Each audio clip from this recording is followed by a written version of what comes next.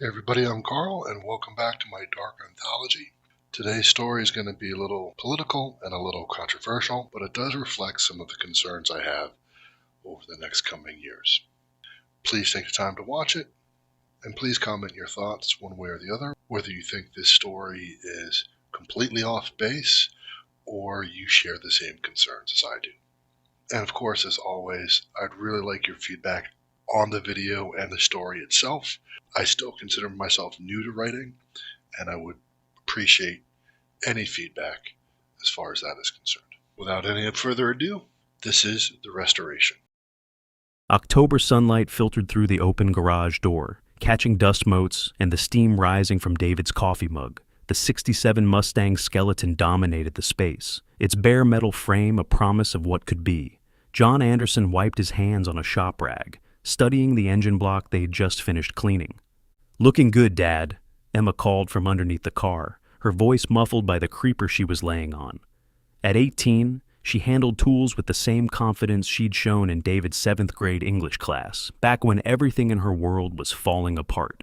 "Watch that brake line," John cautioned, then turned to David. "What do you think?" David Torres set his coffee down and ran a hand along the engine's surface. "Clean as it's gonna get. Should be ready for rebuilding next weekend." He grinned. "I'll bring that new porter I've been working on. Finally got the recipe right." The radio on John's workbench crackled with campaign ads between classic rock songs. Restore American Values and Take Back America, mixed with Led Zeppelin and Lynyrd Skynyrd. Emma rolled out from under the car, grease streaked across her cheek. "Can we please change the station? If I hear one more political ad, I'm going to scream." John's jaw tightened slightly. "You're voting age now, kiddo. You need to stay informed." "Informed is one thing," Emma said, sitting up. "This is just angry." David caught John's eye, a familiar tension crackling between them. 15 years of friendship had taught them when to push and when to let things lie. "Speaking of informed," John said, reaching for a wrench, "you decide what you're doing about that ballot." Emma's shoulders tensed. "Still thinking about it?" "Not much to think about," John said. "One side wants to protect our values, secure our borders, fix the economy. Other side just wants to tear everything down." David kept his eyes on the engine block, his hands steady as he worked. "Economy could use some fixing, that's for sure. My grocery costs are up 30% from last year." "Exactly," John nodded. "And I can't keep running a business with all these regulations and taxes. My guys are hurting too. Jorge had to pick up a second job just to cover his rent." "Yeah," David said quietly. "A lot of people are hurting." The radio crackled with another ad, this one warning about the dangers of radical educators indoctrinating our children. Emma glanced at David, but his expression remained neutral, focused on the task at hand. "Remember when we started this project?" Emma asked, changing the subject. She ran her hand along the Mustang's frame. "Grandpa would have loved seeing it come back to life." John's expression softened. "Yeah, he would have, though he probably would have given us hell about doing it wrong." "Remember that summer he taught you to change the oil?" David chuckled. "Man could make a simple task feel like a military operation." "If you're gonna do something, do it right," John quoted, his father's drawl slipping into his voice. "Ain't no such thing as good enough." They worked in comfortable silence for a while, the radio mercifully switching to Sweet Home Alabama. The familiar rhythm of tools and tasks took over, a dance they'd perfected over countless weekends. "Hey," David said eventually, "hand me that socket wrench. Think I found the source of that knocking sound." As John passed the tool, their eyes met. For a moment, the weight of their shared history hung between them. David sitting with Emma during lunch that terrible year, John helping David through his own divorce, countless birthdays and holidays, and quiet Sunday afternoons like this one. "Getting late," David said finally. "Better head home. James is making his mom's enchiladas tonight." "We're still on for the Jags game next weekend?" John asked. "Course." David wiped his hands clean. "Assuming we survive Election Day?" He meant it as a joke, but something in his tone made Emma look up sharply. John just shook his head, a slight frown creasing his forehead. "We'll be fine," John said firmly. "Country's been through worse. Just needs some restoration, that's all." He patted the Mustang's hood. Like this old girl here. David nodded, but his eyes lingered on the radio, still spitting out its stream of anger and fear. Yeah, he said softly. Just like that. I'll walk you out, Emma said, giving David a quick hug. Thanks for helping today, Uncle David. John watched them through the garage door. As they walked to David's car, Emma gesturing animatedly about something. Probably their latest debate about classic literature. Some things hadn't changed since 7th grade.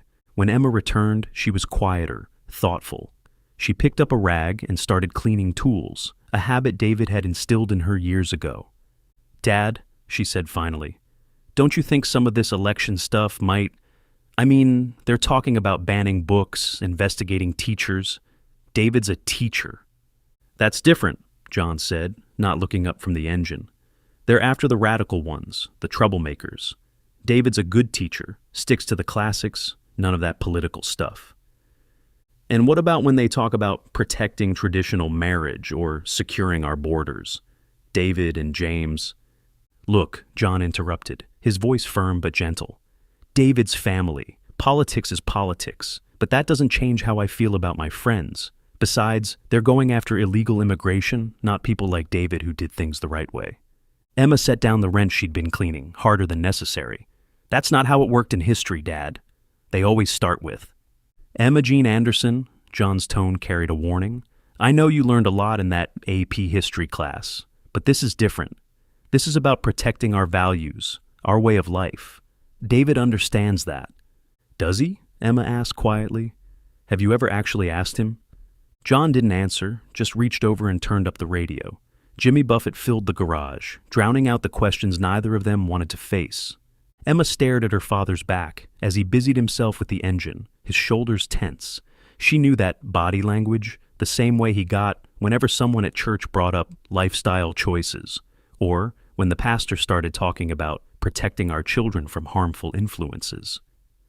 You remember when Mom left? Emma said suddenly, her voice barely audible over the music. John's hands stilled on the engine.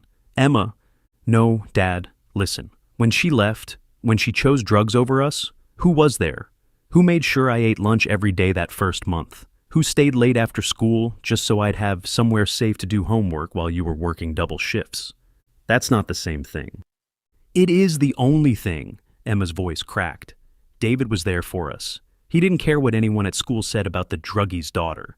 He didn't care what people might think about a male teacher spending time with a female student. He just helped. John turned around, his face softening. Pumpkin, I know what David did for us. I thank God for him every day. But this election isn't about David. It's about protecting America from people who want to destroy everything we believe in. And what exactly do we believe in, Dad? Emma asked, picking up another tool to clean. Because I remember you teaching me that we believe in helping people when they're hurting, that we believe in loving our neighbors, that we believe in standing up for what's right. John opened his mouth to respond, but was cut off by another campaign ad. A deep, authoritative voice warning about foreign influences in our schools and protecting our children from dangerous ideologies. Emma switched off the radio. The silence that followed felt heavy, meaningful. I'm going to go clean up for dinner, she said finally. Youth group tonight, remember? John nodded, watching his daughter walk away. She moved with her mother's grace, but held herself with a strength all her own. When had she grown up so much? When had she started asking questions he wasn't sure how to answer? He turned back to the Mustang, running his hand along its frame. The metal was cool and solid under his fingers, uncomplicated. Cars made sense. You put in the work, followed the manual, and things turned out right. Not like the rest of the world, where everything seemed to be shifting under his feet. The garage grew darker as the sun set, shadows creeping in from the corners. John kept working, trying to lose himself in the familiar rhythm of tools and tasks, trying not to think about Emma's questions or David's quiet concerns or the gnawing feeling in his gut that maybe, just maybe, something was wrong with the world they were building. The next morning, sunlight streamed through stained glass windows, casting colored shadows across the worn pages of Emma's Bible. Pastor Richard's voice filled First Baptist of Jacksonville's sanctuary, his sermon drifting far from the gospel reading. And just as Jesus cleansed the temple, Richards thundered, we must cleanse our nation of those who would corrupt our children, who who would destroy our values, who would replace God's truth with their corrupt and evil agenda. Emma felt her father nodding beside her. She glanced around the sanctuary, taking in the faces she'd known her whole life. Mrs. Peterson, who taught her Sunday school, the Ramirez family, who joined last year but hadn't been staying for fellowship hour lately, Mr. Wilson, whose lawn sported 3 different Jackson campaign signs. The upcoming election, Richards continued, his voice dropping to a stage whisper, is not just about politics. It's spiritual warfare. We're fighting for the very soul of America. Emma's phone buzzed in her pocket, a text from David. How's the Mustang's timing belt looking? She smiled, knowing it was his way of checking on her. He'd started doing that during 7th grade, finding small ways to make sure she was okay. Put that away, John whispered, gentle but firm. Emma complied, and her father's hand found hers, squeezing it softly. Whatever their disagreements, some bonds went deeper than politics. After service, during fellowship hour, Emma noticed the Ramirez kids sitting alone. Their parents were talking quietly in Spanish near the door, their usual warm smiles replaced with worried frowns. Mrs. Ramirez, Emma started toward them, but John caught her arm. Come on, honey, Deacon's meeting in 5 minutes. But Dad? Later, he said, already steering them toward the conference room. Pastor Richards wants to discuss the church's role in protecting traditional values. Emma watched the Ramirez family slip out early again. She remembered how, just last year, Mrs. Ramirez's tamales had been the hit of the church picnic, how Mr. Ramirez had helped rebuild the playground. When had things started to change? In the conference room, deacons gathered around a long table, their faces serious. Campaign flyers mixed with prayer requests. Emma, allowed to attend as John's daughter, sat quietly in the corner, watching these men she'd known all her life plan what they called Christian political action. We need to be warriors for Christ, Pastor Richards said, passing out voter guides. The enemy is at our gates, in our schools, trying to destroy everything we hold sacred. Emma thought about David, who'd taught her Shakespeare and grammar and how to change a tire, who'd held her hand when her mother took off with a drug dealer, who went to a different kind of church with James, who, according to the voter guide in front of her, was part of the enemy. Amen, the deacons murmured, her father's voice among them. On the drive home, Emma stared out the window at campaign signs dotting their neighbors' lawns. The morning sun made them look harsh and jarring against the neat suburban landscaping. You were quiet in the meeting, John said, glancing at her. Just thinking about what Pastor Richards said, about enemies and gates. John sighed. I know it sounds harsh, but he's talking about ideologies, not people. Like the ideology of letting people love who they love, Emma kept her voice carefully neutral. Or the ideology of welcoming strangers, like Jesus talked about. Emma, her father's hands tightened on the steering wheel. It's more complicated than that. The world's changing too fast. We need to protect what matters. What about the Ramirez family? They matter, don't they? But they're not coming to fellowship hour anymore. Did you notice? John was quiet for a moment. Carlos is a good man, works hard, pays his taxes. But nothing. Look, nobody's saying they have to leave. We just need better control over who comes in from now on. Better vetting. It's about law and order, not people like the Ramirez's. They pulled into their driveway.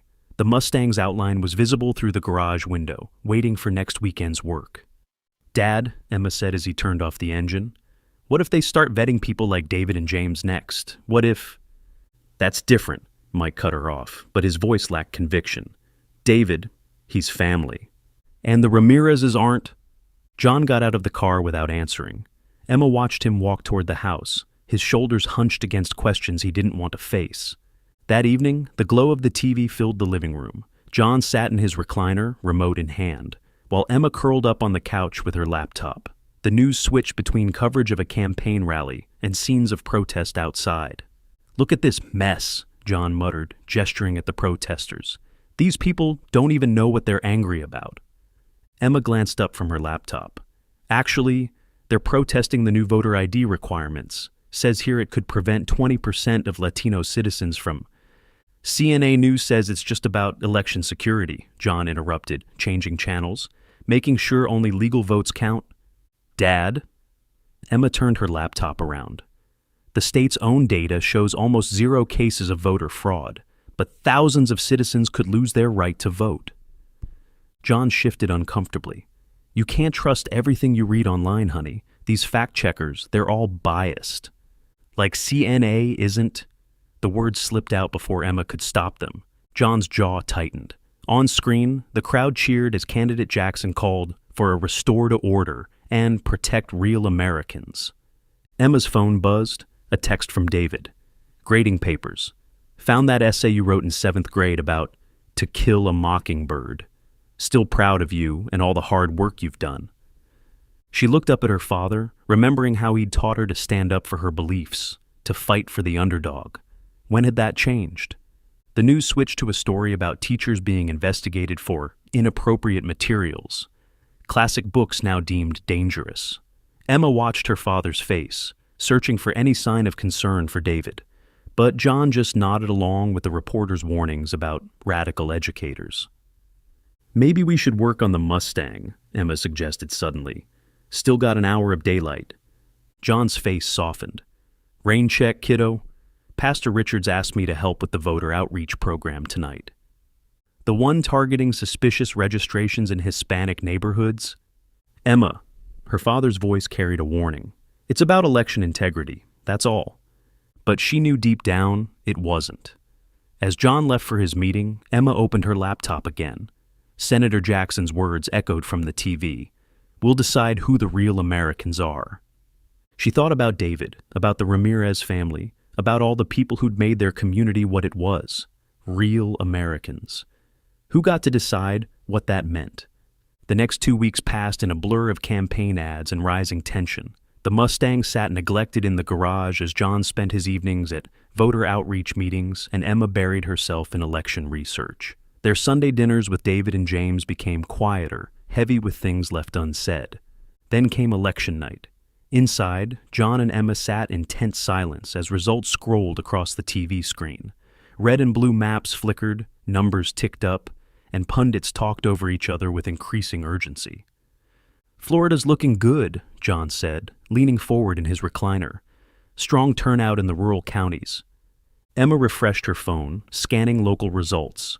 Jacksonville's still counting. A lot of people had trouble with the new ID requirements. She paused. Mrs. Ramirez was turned away, said her documents didn't match exactly. If people want to vote, they need to get their paperwork in order, John said, but his voice held a note of uncertainty. Rules are rules. Her phone buzzed, a text from David. I know your dad voted for Jackson. No matter what happens, you are both still family. The network cut to Jackson's campaign headquarters, where the crowd was already celebrating. Ladies and gentlemen, the anchor announced, CNA is now prepared to call this election. Senator Richard Jackson will be the next president of the United States. The crowd erupted. Jackson strode onto the stage, his family behind him, flags waving.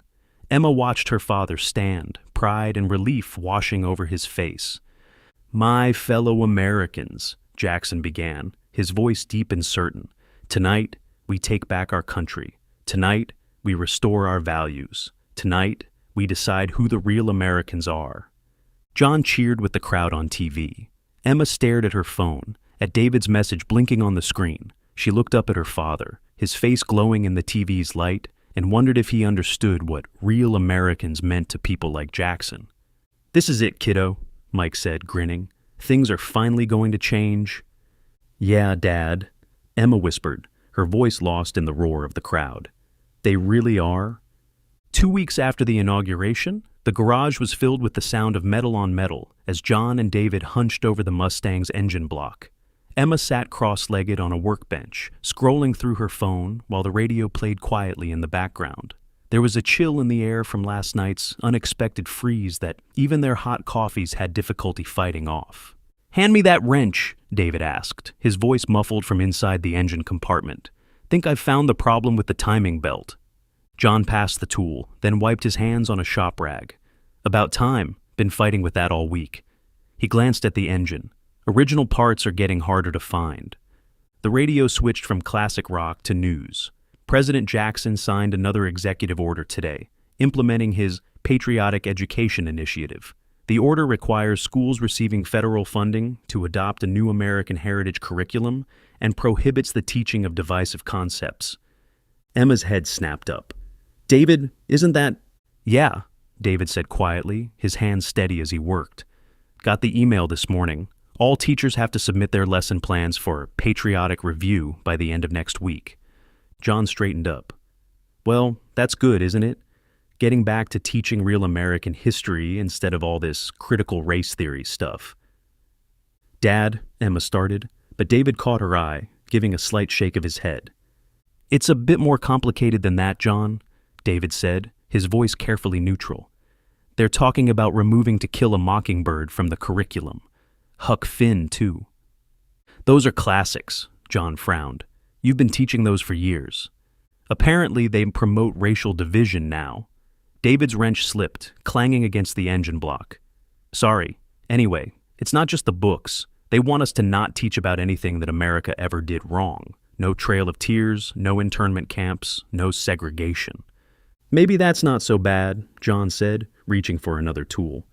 Kids need to be proud of their country. All this self-hatred isn't healthy. The radio crackled again.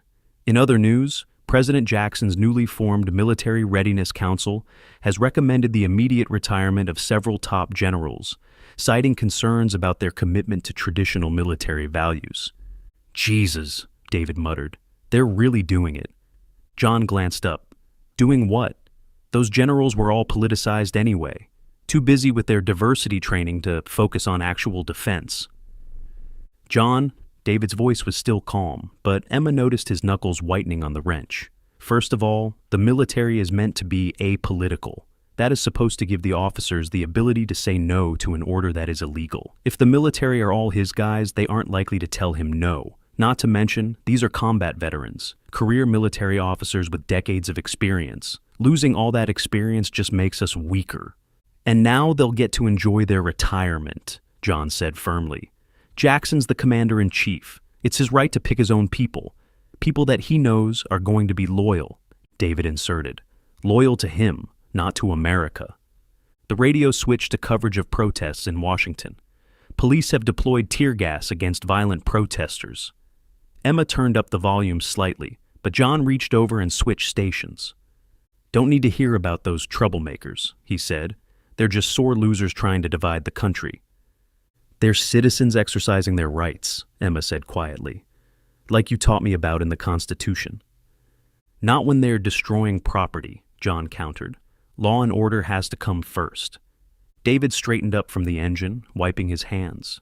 You know, this reminds me of that summer you rebuilt your dad's old Chevy. Remember how he insisted everything had to be original? John smiled at the memory. Sure do. Wouldn't even let me use modern brake pads. And what happened? John's smile faded slightly. Damn thing nearly killed me when the brakes failed coming off Butler Boulevard. Sometimes, David said carefully, the original isn't always better. Sometimes we need to acknowledge that improvements have been made, that we've learned from our mistakes. That's different, John said. Cars are simple. You follow the manual, replace what's broken, restore what works. The country's more complicated. Is it? David asked, gesturing to the Mustang. Look at what we're doing here. We're not just blindly putting it back the way it was. We're keeping what works, improving what doesn't, using better materials, safer systems. He paused, wiping his hands on a shop rag. Like how we're supposed to learn from history, make things better. But instead, he trailed off, then added quietly, 3 of my students got suspended yesterday for wearing armbands protesting the new curriculum guidelines. John looked up sharply. Since when do you allow political statements in your classroom? They weren't disrupting anything, John. Just quiet protest, like you used to talk about, civil disobedience, peaceful resistance. Times are different now, John said. Country's too divided. We need unity. Unity or conformity? Emma asked. John's jaw tightened. Emma? No, Dad, really. What's the difference? Because from where I sit... That's enough, John cut her off. This isn't up for debate. The election's over. Jackson won. Now we all need to come together and support our president. David caught Emma's eye again, silently asking her to let it go. She subsided, but her fingers flew over her phone, texting her protest group from college. They worked in tense silence for a while, only the radio and the clank of tools filling the garage. Finally, David spoke again. "John, remember when you first brought this car home? How everyone said it was too far gone, not worth saving?" John nodded, his expression softening slightly. "But you saw something worth preserving," David continued. "Worth fighting for. Even if it meant changing some things to make it better." John ran his hand along the Mustang's frame. "Yeah, well, some things are worth the effort." "They sure are," David said quietly, his eyes meeting Emma's for a moment. "That's why we can't just stay quiet when we see something wrong, even if it makes things uncomfortable." Emma watched her father's face, searching for any sign of doubt, any recognition of where this might be heading. But his hands steady as he worked on the engine, that, piece by piece, they were trying to restore to some imagined perfect past that had never really existed. The next Sunday, the changes were harder to ignore. The fellowship hall, once filled with the aroma of potluck dishes from a dozen different cultures, now held only store-bought cookies and weak coffee. The Ramirez family's tamales were notably absent, as was Mrs. Chen's famous sweet and sour meatballs. John noticed the separate groupings, the old families on one side, the newer members huddled near the exits. Even the children seemed to understand the unspoken boundaries, no longer mixing freely during playtime. "Budget's tight this month," Deacon Wilson announced during the financial report. "Contributions are down 40%. He didn't mention the empty pews where laid-off workers used to sit, or the families who'd simply disappeared from the rolls. Pastor Richards' solution was predictable. We must tighten our belts, focus our resources on true members of our congregation. His eyes swept meaningfully across the room. Several families shifted uncomfortably. The next day at the shop brought more evidence of the changing times. Jorge, John's best HVAC tech for 15 years, was waiting in the office before opening. "I have to quit, Mr. Anderson," Jorge said, his eyes on the floor. "They're reviewing my grandmother's naturalization from 1985. Said my father's citizenship might be invalid, which means mine." He swallowed hard. "I can't risk being here when they come." John thought of all the systems Jorge had installed, all the customers who asked for him specifically. Jorge could diagnose a failing compressor just by sound, had memorized the quirks of every old unit in town. "We can figure something out. Maybe if I talk to—" Jorge shook his head. "My cousin waited too long in Arizona. They took everything, his house, his savings, put his kids in some kind of youth facility while they verified their status.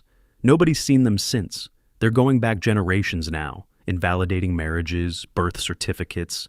Even people born here aren't safe anymore." After Jorge left, John threw himself into work, trying to lose himself in the familiar rhythm of service calls. But every customer brought a new reminder of how things had changed. Mrs. Henderson, whose family had been calling Anderson AC and heat for 3 generations, could only afford patch jobs now. "Insurance won't cover the replacement anymore," she explained, embarrassed. "They're saying our policy won't cover the higher prices for a new unit anymore." Mr. Chen needed his restaurant's walk-in cooler, fixed but couldn't risk shutting down overnight. "They watch businesses like mine now," he said quietly, looking for suspicious patterns. "One wrong move and—" He shrugged, the gesture carrying the weight of generations of learned caution. By the afternoon, John was back in the office. His receptionist was staring out at the window, biting her nails down to a nub. "Hope, is everything okay? You seem upset." "My sister's bakery in Tampa," she said, when John asked if she was okay. "They did an audit yesterday. Found problems with 3 of her employees. They were all Mexican. Sophia was working there for years. The police took them all away in cuffs. My sister, too." The August heat turned John's garage into a sauna, but they kept working. The Mustang's engine was finally back together, though something still wasn't quite right with the timing. Emma sat on her usual workbench, phone in hand, while John and David hunched over the engine compartment. "Try it now," David called. John turned the key, and the engine coughed, sputtered, then died. "Damn," John muttered. "Thought we had it that time." Emma's sharp intake of breath cut through the garage. Both men turned to find her staring at her phone, her face pale. "Emma?" John asked. "What's wrong?" It's the Ramirez family." Her voice shook. "They took them, all of them." David straightened up slowly, wiping his hands. "What do you mean?" took them. DOD's new citizenship verification program. Emma's fingers flew over her phone. Maria's posting about it in the church group. They came at dawn, said Mr. Ramirez's citizenship was under review because his grandmother was undocumented when she had his father. John frowned. That doesn't make sense. Carlos was born here. He's as American as... They can't do that, John said, but his voice lacked conviction. Carlos coaches Little League. His kids were born here. He pays taxes. Like my parents paid taxes for 30 years before they got citizenship. David's voice was quiet, but it carried weight. Like I did everything the right way. But last week a woman at Publix told me to go back where I came from. John's head snapped up. Someone said what? Why didn't you tell me? David shrugged, turning back to the engine. What's to tell? It's not the first time. Won't be the last. But that's different, John protested. You're legal. You did it the right way. Did I? David's hands kept working, steady despite the tension in his voice. Because lately, seems like the right way keeps changing. First it was just undocumented immigrants. Then it was their children. Now they're reviewing naturalizations from the last 20 years for irregularities. Emma's phone buzzed again. They're taking them to Camp Roosevelt, that new processing facility the DOD built out by the air base. Processing facility, David echoed. Nice name for it. John grabbed a wrench, needing something solid to hold on to. Look, I'm sure there's a reason. They don't just take people without cause. Really, Dad? Emma's voice cracked. Because Maria says they took Mrs. Ramirez too. She's from Minnesota, born and raised. But they're saying her marriage to Mr. Ramirez is void because he wasn't legally a citizen when they got married. Silence filled the garage, broken only by the tick of the cooling engine. John stared at the Mustang's open hood, at the engine they'd spent months rebuilding. Everything had made sense when they started. Take it apart, clean it up, put it back together. Simple, clear. But now, this isn't what I voted for, he said finally. Isn't it? Emma's voice was gentle but firm. When they talked about taking back America, who did you think they were taking it from? David picked up another tool, his movements deliberately casual. You know what the scariest part is? Most of my students don't even seem shocked anymore. It's becoming normal. Every week, another empty desk, another family gone. But they must have done something, John insisted, though his voice wavered. Carlos must have... There must be a reason. Yeah, David said softly. He existed. That's becoming reason enough these days. He paused, then added, You know what Carlos said to me last month? Said he was grateful his grandmother wasn't alive to see this. Said at least she died believing in the American dream. John's hands clenched on the wrench. He thought about Carlos helping build the playground, about Mrs. Ramirez's tamales at the church picnic, about their kids in Emma's youth group. He thought about David, who was more brother than friend after 15 years. What? John's voice caught. He cleared his throat and tried again. What can we do? Emma and David exchanged a look. Maria says they're letting church members visit, Emma said carefully. To bring clothes and things. Maybe... John nodded slowly. Yeah, okay. He looked at David, really looked at him, maybe for the first time in months. I'm sorry. About the Publix thing. About all of it. David managed a small smile. I know, hermano, I know. They turned back to the engine, working in silence for a while. Finally, John spoke again, his voice rough. Think we'll ever get this old girl running right? Maybe, David said, reaching for a wrench. But first, we need to figure out what we broke while trying to fix it. February's chill crept through the garage despite the space heater's valiant efforts. Mike stared at the Mustang's engine, trying to make sense of the parts catalog's new prices. Beside him, David whistled low at the numbers. Double what they were last year, John muttered. If you can even find them. Some of these suppliers aren't even operating anymore. Emma looked up from her laptop. Another factory closing? She'd moved back home last month when her scholarship couldn't keep up with tuition increases. The local community college's website was open in another tab. The tariffs, David said, his hands buried in the engine compartment. Nobody can afford to import raw materials anymore. And with half the workforce? He trailed off, but they all knew what he meant. Between the deportations and people fleeing the economic collapse, many businesses had simply shut down.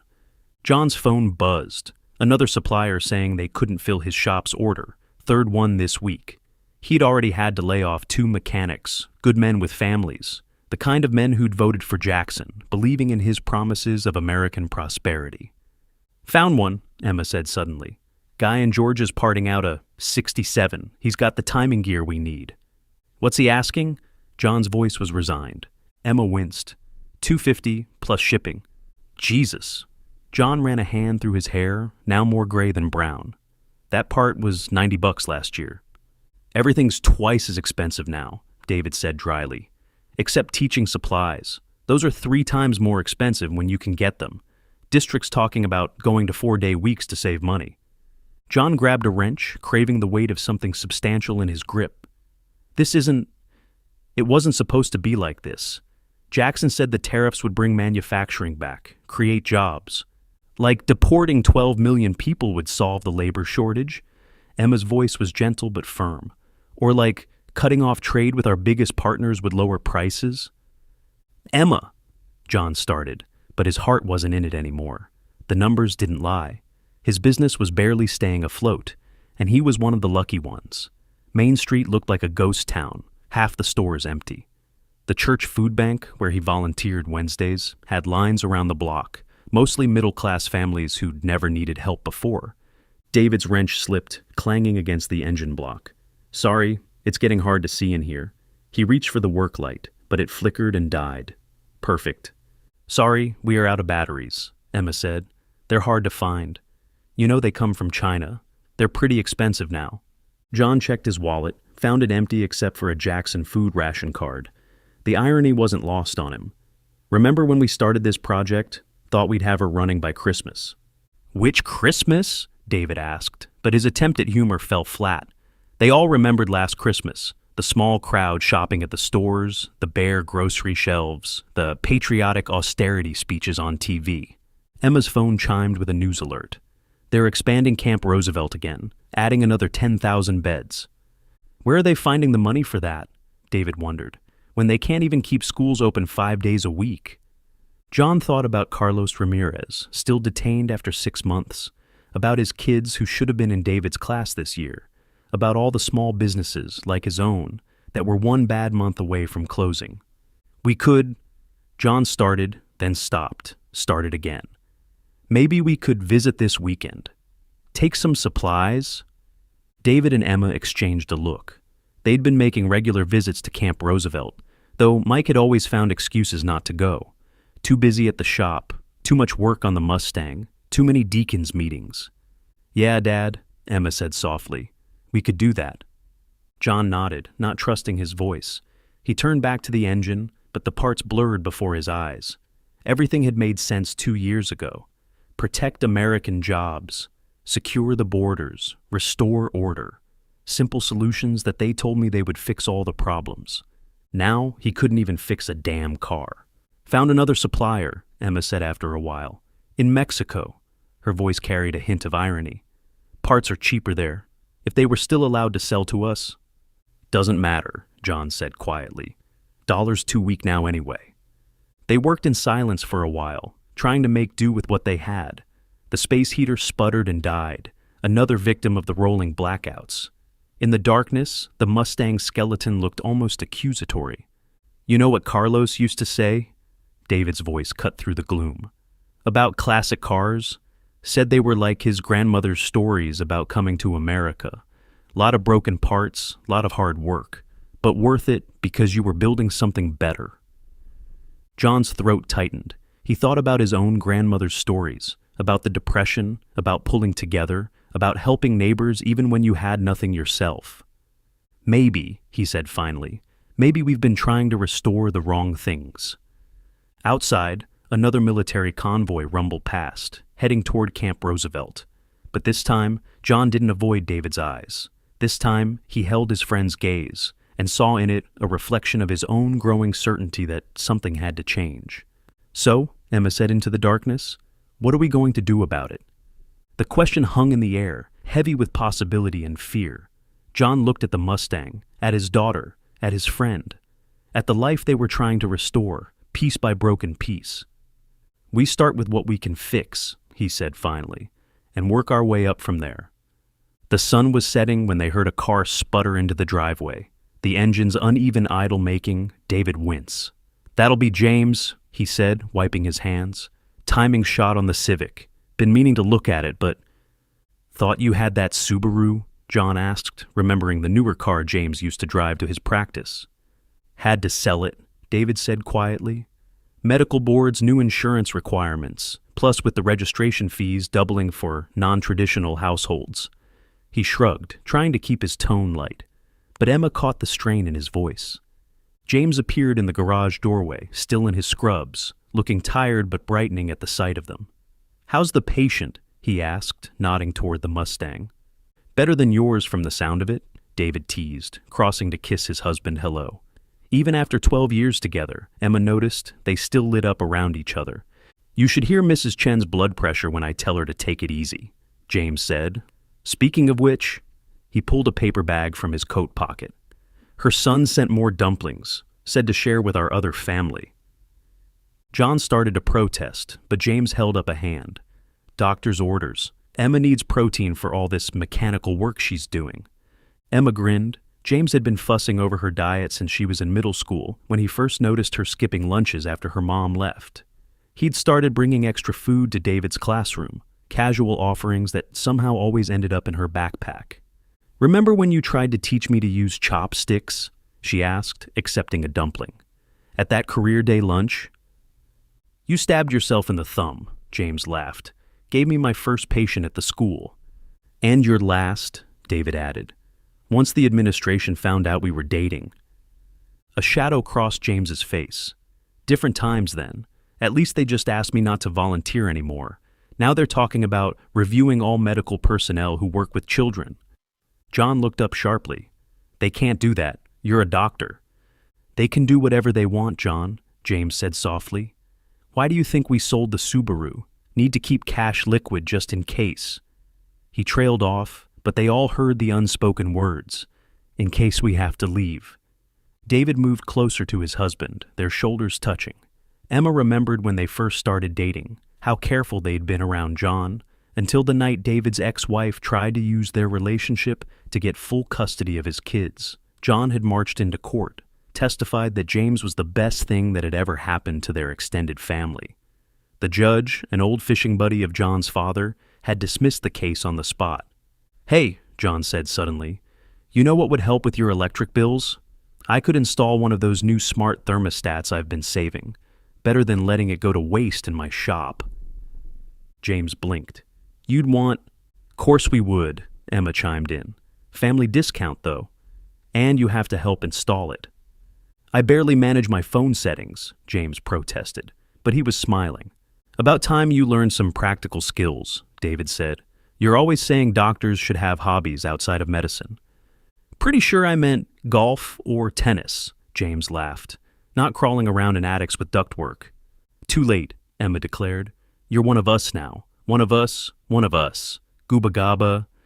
"God help me," James sighed, but his eyes were bright as he watched David and Mike already planning the installation. This was why they stayed, Emma realized. Not just because of the practice James had built or David's students, but because of moments like this. Family pieced together from broken parts, stronger at the connections. The Civic's engine knocked in the driveway, a reminder of harder times ahead. But for now, they had dumplings and plans and each other. Sometimes, Emma thought, that had to be enough. The August evening air hummed with cicadas as David made final adjustments to the carburetor. John sat ready in the driver's seat, while Emma perched on her usual workbench, all of them holding their breath. 6 months of scrounging parts, of makeshift repairs, of hoping. It all came down to this moment. "Okay," David said, stepping back. "Try it now."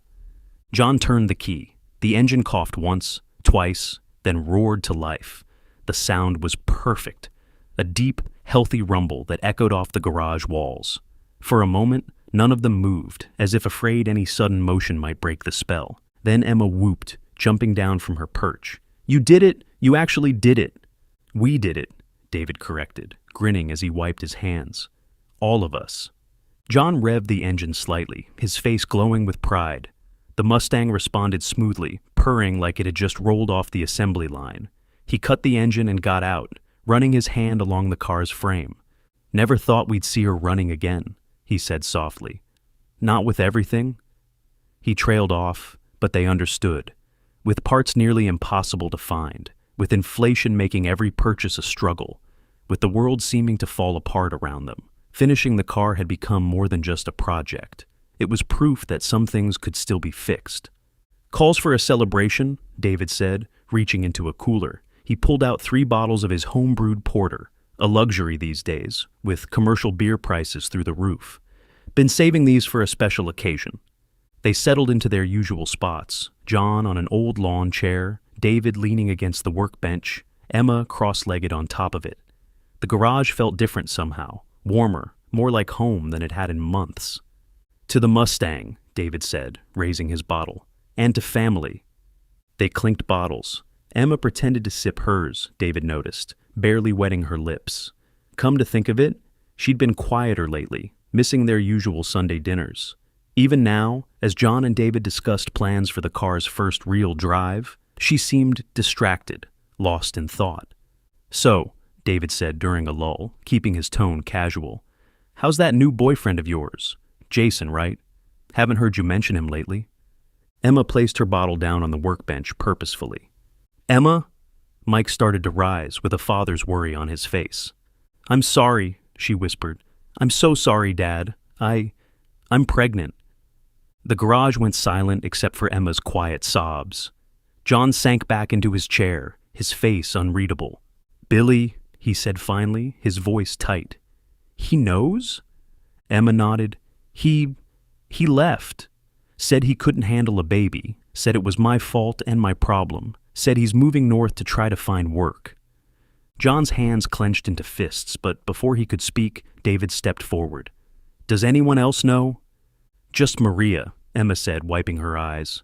"She helped me find a clinic, but, Dad, I want to keep it. Even with everything so messed up, I want—" "Of course you're keeping it," John said, his voice rough with emotion. He stood and crossed to his daughter, pulling her into a tight hug. "We'll figure it out. Together." David watched father and daughter hold each other, remembering all the times they'd been there for him. When he'd lost his job, when James had been threatened, when his students started disappearing. Family wasn't about blood, he'd learned. It was about who stood by you when the world turned dark.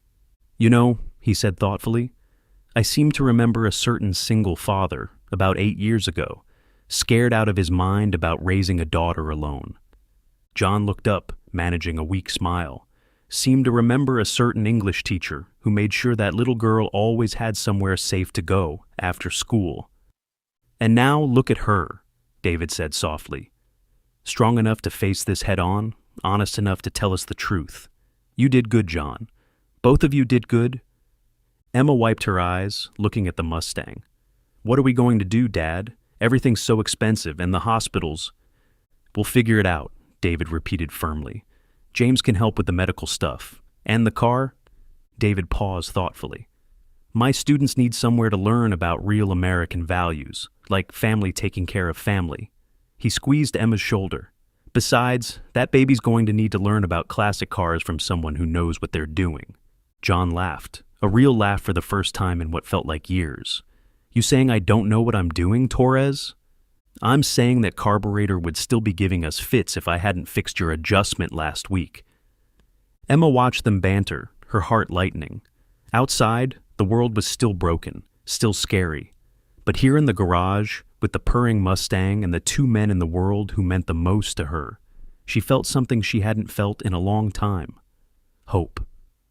"So," David said, "a baby, huh? You know what this means?" He grinned at John. "We're going to need to install some car seats." John groaned, but he was smiling. The smell of fresh bread and herbs filled David and James's small kitchen, as Emma pulled another loaf from the oven. Sunday dinner had become their ritual of normalcy, even if the menu was simpler these days.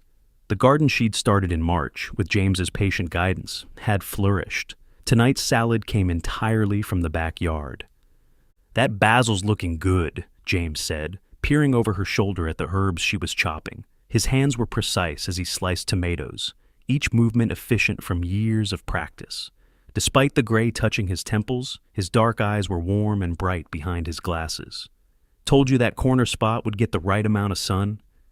Yeah, you're always right," Emma teased. "Must be exhausting, being perfect all the time." "Oh, it is," James grinned. "Just ask David." "Stop inflating his ego," David called from the living room, where he and John were setting the table. His head's big enough already. The easy banter continued as they brought dishes to the table. Fresh bread, garden salad, a modest pot of spaghetti made with Emma's homegrown tomatoes.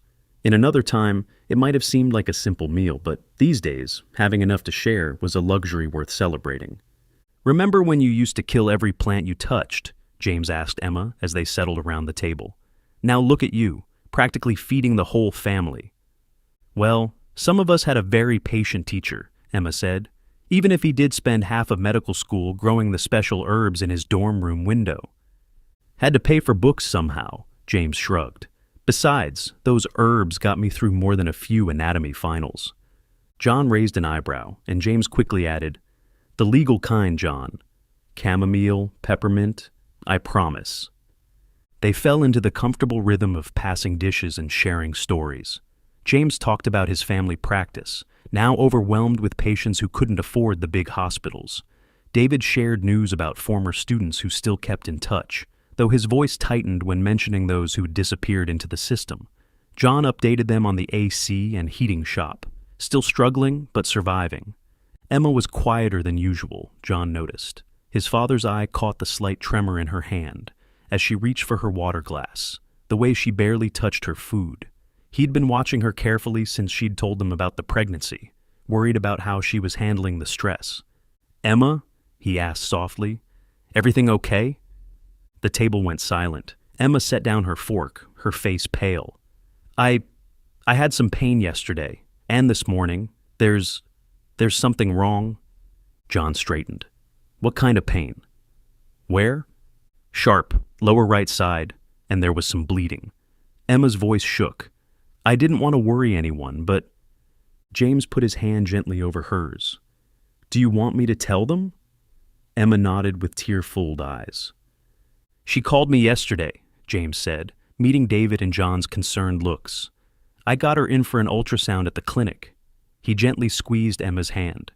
"It's ectopic, the embryo implanted in her fallopian tube." John's fork clattered against his plate. "What does that mean? Is she going to be okay?"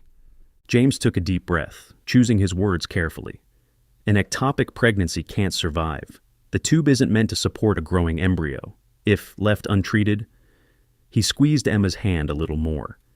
"It's dangerous. The tube can rupture, causing internal bleeding. It's a medical emergency." "So you can fix it?" John asked. "Do whatever surgery you need to do?" James and David exchanged a look. "It's not that simple anymore," James said quietly. "The state laws, they don't make exceptions, even for ectopic pregnancies. Any termination, even to save the mother's life, is illegal here now." "That's insane," John exploded. "This isn't about politics. It's about saving my daughter's life." "I know," James said, his voice heavy with frustration. "Believe me, I know. I've had to send 3 women out of state this month alone for similar situations. The medical board is watching us like hawks. One wrong move and we lose our license." John asked, How long until?" Emma hadn't seen such fear and pain in her dad's eyes since her mom left them. "Not long," James said gently. "A few days, maybe 2 weeks on the outside, before the risk becomes critical. There's a clinic in Illinois that can help. I've already called them." "Illinois?" John's face paled. "That's hundreds of miles. And crossing state lines for this, isn't that illegal now too?" "As far as Florida state is concerned, yes," James nodded. "Right now it's not all that enforceable, but they are making us report all the data, and it's just a matter of time." David, who had been quietly listening, finally spoke. "When do we leave?" "David!" James started, but his husband cut him off. "No, I'm not sitting here debating while Emma's life is at risk. We're going. All of us." John nodded firmly. "The Mustang's ready. We can take back roads, avoid the checkpoints on the interstate. It's not just the travel, James said. The procedure, the clinic stay, it's expensive. Insurance won't cover it out of state, not for this. We've got savings, David said. And I can sell some tools from the shop, John added. Emma looked around the table at her family. Her father, who'd raised her alone, David, who'd helped guide her through her darkest days, James, who'd taught her to grow vegetables. I can't ask you all to risk this. The penalties if we're caught. You're not asking, John said firmly. We're telling. James squeezed her hand again. Your father's right. Family takes care of family. And as your doctor and your friend, I'm telling you this isn't optional. We need to go as soon as possible. They spent the next hour planning, James providing medical details and clinic contacts, David mapping routes through friendly states, John listing what tools he could sell quickly. The remains of dinner grew cold and forgotten in the urgency of the moment. We'll leave Tuesday, John finally said. Early, before dawn. The clinic's got a good network, James added. They can provide documentation that makes it look like a routine medical consultation if we're stopped. And I know doctors there. They'll help us. Still risky, David said, glancing at his husband. If the medical board finds out you're involved... I took an oath, James said firmly, to do no harm. Forcing Emma to continue a pregnancy that could kill her, that's harm. I'm done playing it safe while people suffer. As they cleared the table, James caught David alone in the kitchen. This could cost us everything, he said softly. The clinic, my license, maybe worse. I know, David replied, pulling him close. But they've taken away all our choices, and family comes first. Always has.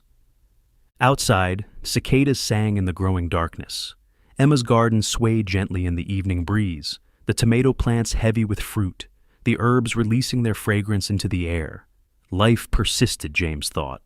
Life found a way to grow, even in the hardest soil, even against the strictest laws. The Mustang's engine purred as they crossed into the Florida panhandle, its restored strength carrying them through the pre-dawn darkness. In the back seat, Emma lay with her head in James's lap while he monitored her vital signs. David was in the passenger seat, constantly looking up the newest updated information on his phone, guiding them along back roads to avoid the main checkpoints. Blood pressure's holding, James murmured, his fingers gentle on Emma's wrist. How's the pain, sweetheart? Manageable, Emma whispered, but her face was pale and drawn. Just keep talking. Helps me focus on something else.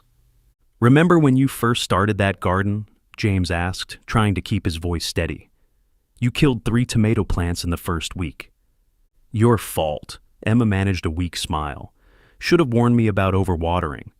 Had to let you learn somehow, James said, catching David's eye in the rearview mirror. His husband gave him a tight smile, then went back to studying the apps on his phone.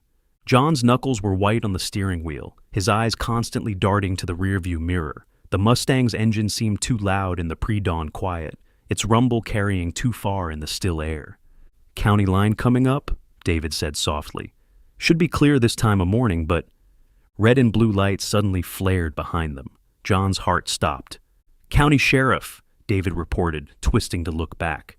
Single car. Stay calm, James said, his doctor's voice steady. We've got our story straight, just a family trip to visit relatives. John pulled over, the Mustang's engine ticking in the silence. 2 deputies approached, one on each side, flashlights sweeping across the car's interior. License and registration, demanded the deputy at John's window. His nameplate read, Collins. His partner circled to the passenger side, light lingering on David's face. John handed over his documents with trembling hands. Everything all right, officer? Routine check, Collins said, but his tone suggested otherwise. Been some trouble with people trying to cross state lines illegally? Where you folks headed? Visiting family in Georgia, John said, the practice lie tasting like ash in his mouth. At 4 a.m, Collins' light swept the back seat, catching Emma's pale face. What's wrong with her? Just carsick, James said quickly. I'm a doctor. We're... Doctor? The second deputy's light snapped to James's face. Let me see some ID. As James reached for his wallet, Emma suddenly gasped, doubling over in pain. Uncle James, she choked out. Something's wrong. James's face went white. She's crashing. The tube, it must have ruptured.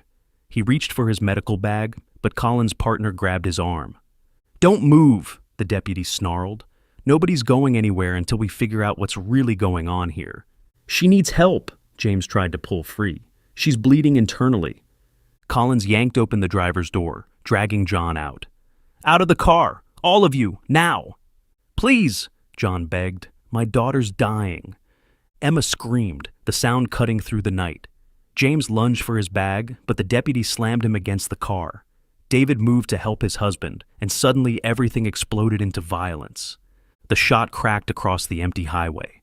David staggered, red blooming across his chest. James's scream of anguish gave away everything they'd tried to hide. "David!" James caught his husband as he fell, cradling him close. "No, no, please, baby, stay with me." "Fucking queers," Colin's partner spat, his boot catching James in the ribs. "Should have known." John watched in horror as the deputies beat James, their batons rising and falling with sickening thuds. David lay motionless on the pavement, his blood pooling in the flashing lights, and from the back seat, Emma's breathing grew more labored. "Daddy!" she whispered as John climbed back in beside her. "I'm cold." "I'm here, baby girl." John pulled her close, feeling her life slipping away. Outside, James's pleas for mercy turned to broken sobs. The Mustang's engine ticked as it cooled, each sound like a clock counting down the moments. John held his daughter, watching her face grow paler. All those hours they'd spent rebuilding this car, believing they could restore something precious, make it run like new again. But some things, once broken, couldn't be fixed. "I'm sorry," he whispered, tears falling onto Emma's hair. "I'm so sorry. This is my fault. I thought things would be better." Emma's hand found his, squeezed weakly. "Not your fault, Daddy. You tried to fix it." Her words trailed off as her hand went limp. In the growing dawn, John could see David's blood seeping under the car, could hear James's crying turn to whimpers as the deputies continued their assault. The red and blue lights kept flashing, painting the scene in alternating colors of a nation torn apart. The sun rose over the highway, illuminating the Mustang's polished chrome and perfect paint, a beautiful shell containing unimaginable tragedy. John held his daughter's body, rocking gently as sirens approached in the distance. They had restored the car together, piece by piece, believing they could rebuild anything with enough love and patience. But they couldn't restore the humanity that had been stripped away, couldn't rebuild the trust that had been shattered, couldn't bring back the lives that had been sacrificed in the service of fear and hatred. The Mustang sat silent now, its engine cold, its restoration complete but meaningless. John looked out at David's still form, at James's beaten body, at the deputies standing proud over their handiwork, and understood at last the true cost of believing in simple solutions to complex problems. Emma's blood soaked into the Mustang's leather seats, marking them forever with the price of their failure. In the distance, more police cars approached, their sirens wailing in grief for what their life was. The sun climbed higher, revealing a scene that would haunt John for whatever remained of his life. His daughter dead in his arms, his friends broken on the pavement, and the car they'd rebuilt together, standing silent witness to the destruction of everything they'd tried to save. The Mustang had been restored to a perfect shine, but inside, where it mattered most, everything had been lost. Well, that was the restoration. I hope you enjoyed it. Thank you for sticking with it and listening this long. As I said, it is controversial, it is political, but it does reflect my concerns about the upcoming years. Don't think I've ever wanted to be wrong so much in my life, but those are my concerns and worries. I do distinguish a difference between the extreme right and what I feel like is the majority of people that voted for Donald Trump this last election, and I don't condemn them. I think most of them were just looking for a better life, and Trump seemed like the easy answer and fix. But I don't think he is the easy answer and fix. I think he's leading our country down a darker path. But I'm open to any civil conversation about it, so please leave your comments. I'd love to hear your thoughts. And as always, I'm still pretty new to this, so please leave any comments about the video production or the writing itself, the quality of the writing itself. I'm always looking to improve. I hope you all have a good day, and we'll see you here next time.